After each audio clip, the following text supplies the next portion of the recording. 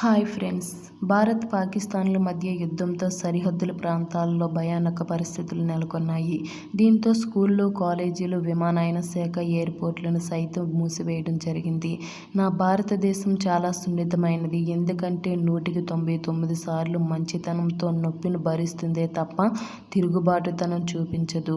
మా భారతీయులు మంచితనం చేతగానితనంగా భావిస్తే మాత్రం కోశాలు కదిలిపోయేలా సమాధానం చెప్తుంది మా భారతదేశం. పాకిస్తాన్ విషయంలో అదే జరుగుతుంది ఇప్పుడు. 25 ఏళ్ల పాటు పాకిస్తాన్ అరాచకాలను మౌనంగా భరిస్తూ వచ్చింది.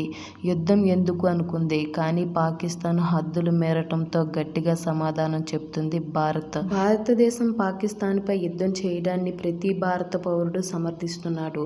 సెలబ్రిటీలు సైతం తమ పూర్తి మద్దతు పలుకుతున్నారు. తాజాగా ప్రముఖ బాలీవుడ్ నటి జాన్వీ కపూర్ యుద్ధంపై ఓ ఎమోషనల్ పోస్ట్ పెట్టారు.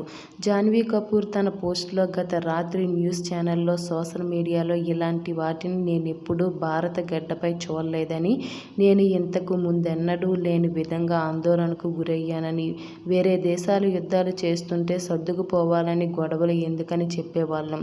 ఇప్పుడు అదే యుద్ధం మన తలుపు తట్టింది. ఈ యుద్ధంలో 2 దేశాలకు చెందిన అమాయక ప్రజల ప్రాణాలను పోతాయని తలుచుకుంటే బాధగా ఉందని చెప్పుకొచ్చారు.